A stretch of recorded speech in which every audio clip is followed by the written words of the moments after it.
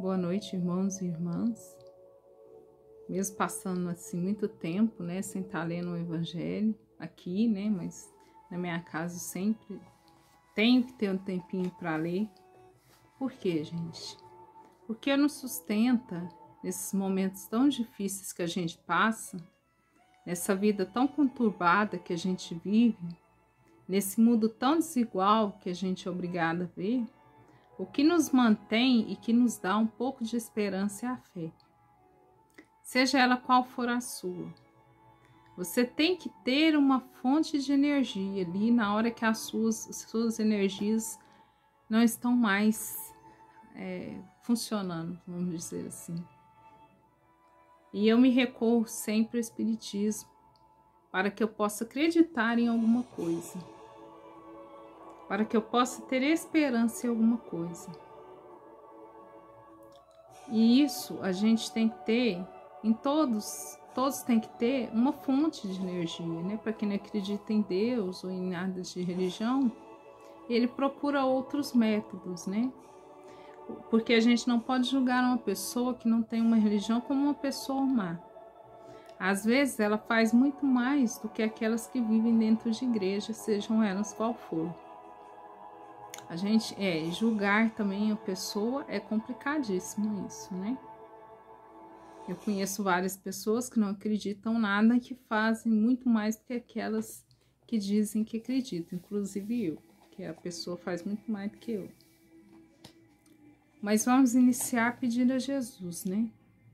Nosso amado Mestre Jesus, aos espíritos encarnados e desencarnados que se encontram nesse momento, vamos pedir, Jesus, para aqueles que estão desencarnados, que possam encontrar a luz, que possam encontrar a saída na vida espiritual, que seu lugar não é mais aqui nesse mundo terrestre, que ele possa desapegar das coisas terrestres e dar valor às coisas espirituais, que começar a enxergar o mundo espiritual e não ficar aqui na terra, porque seu lugar não é mais aqui. Enquanto ele estiver aqui, ele vai sentir as dores, os sofrimentos. E nós sabemos que essa vida tem começo, meio e fim. E mesmo que esse fim a gente nunca consegue entender as razões dele. A gente nunca vai conseguir entender muita coisa. Mas o que a gente sabe que o que é certo é um dia a gente ir embora daqui. É fácil falar, eu sei que é. Somente a pessoa que sente a dor da perda sabe o que é isso. Mas pedimos a Jesus, imploramos a Deus, imploramos Maria de Nazaré, aos mentores espirituais de luz, que possam encaminhar esses nossos irmãos ao caminho da espiritualidade maior, que Jesus possa oferecer a calma e a leveza, o tratamento no qual eles precisam, para que possam entender que a sua jornada aqui terminou. Pedimos também, Jesus, a todos aqueles que sofrem por não ter nada para comer. Pedimos, Jesus, que algum dos nossos irmãos possam encarecidamente ir de encontro a essas famílias e aliviar o sofrimento da fome, da miséria, do desemprego, porque essas pessoas não são preguiçosas ou qualquer outro termo que muitas vezes as pessoas julgam em falar.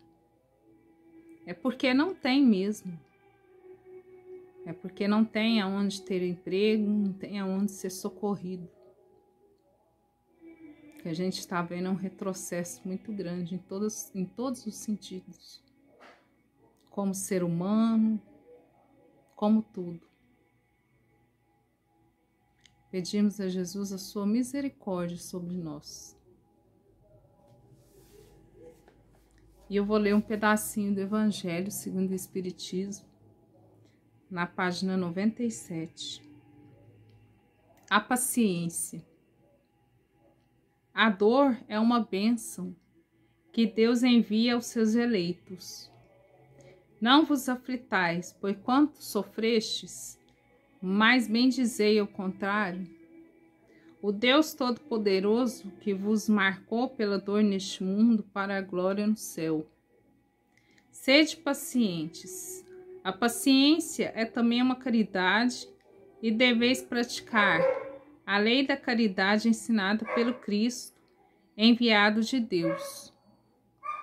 A caridade, que consiste na esmola dada aos pobres, é a mais fácil das caridades, mas há uma bem penosa e consequentemente mais meritória. Perdoar aqueles que Deus colocou sobre nosso caminho para serem os instrumentos dos nossos sofrimentos e colocar a nossa paciência à prova. Meu Deus, que dificuldade, né? A vida é difícil, eu sei. Ela compõe de mil nadas que são picadas de alfinetes que a acabam por ferir. Mas é preciso considerar os deveres que não nos são impostos, as consolações e as compensações que temos por outro lado.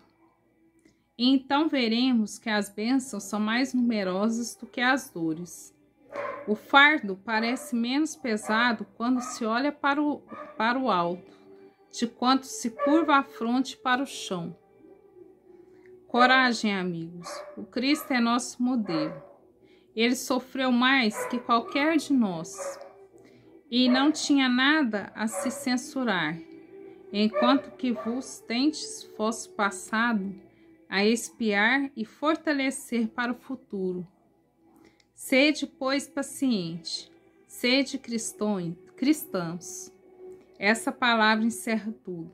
O Espírito Amigo, Afre, 1862.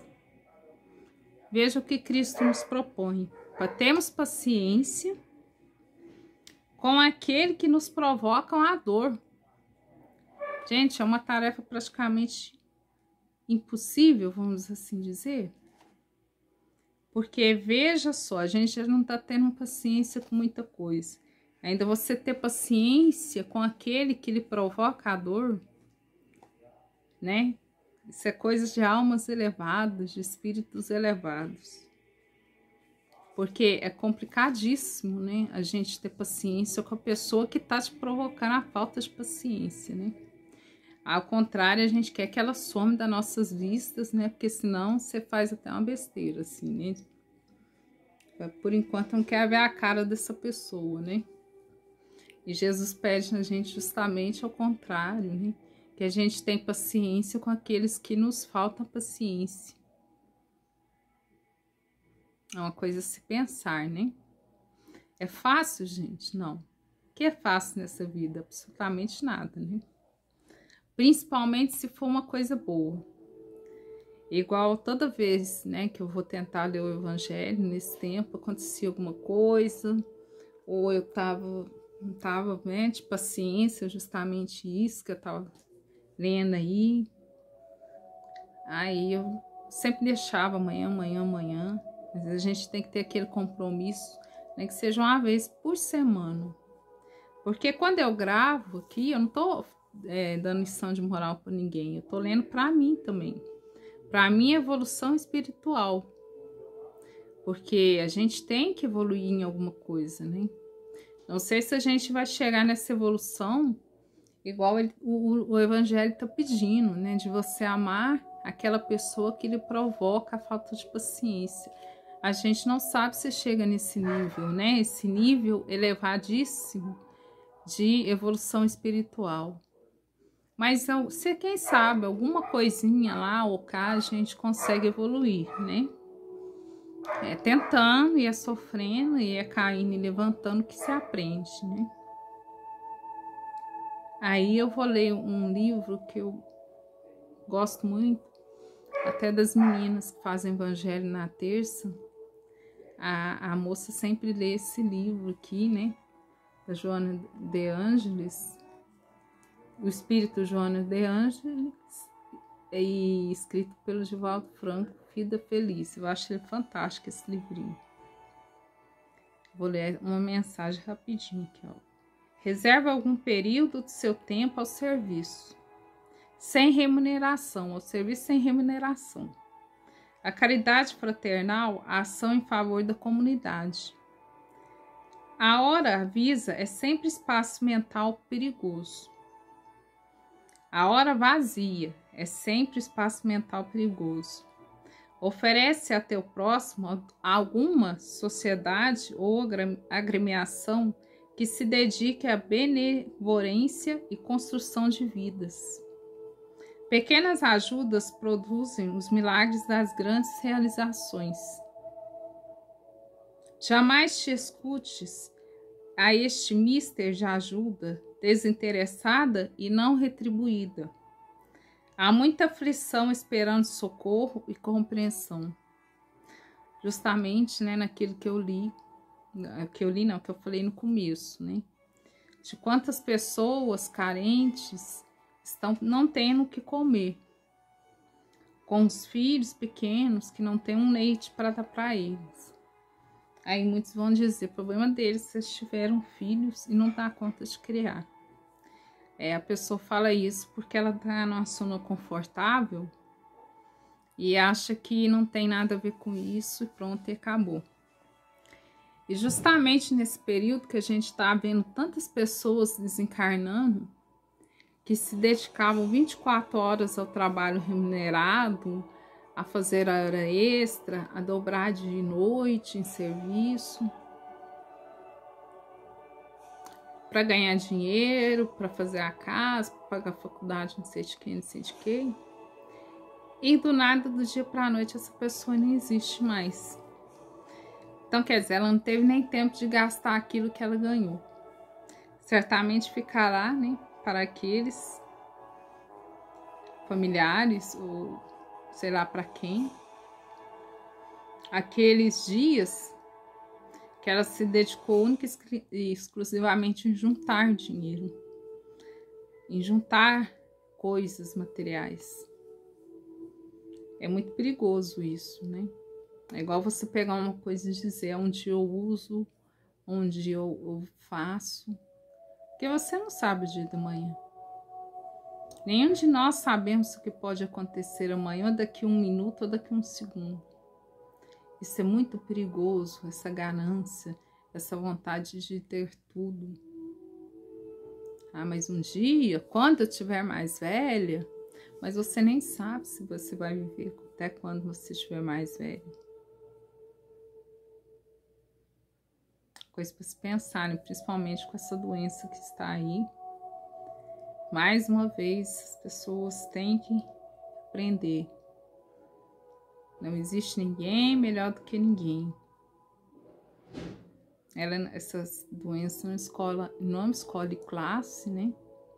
É lógico que os mais afetados serão os pobres, né? Porque ele não tem como fazer um isolamento direito, né? Alguma coisa assim.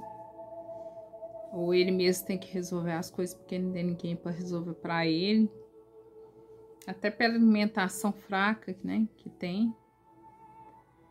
E a gente vê que não tem ninguém, né? Melhor do que ninguém. Mas isso aí cabe à consciência de cada um. Mais uma vez vamos pedir a Jesus que nos abençoe e nos guarde, que nos dê força e que nos ilumine, e que assim seja.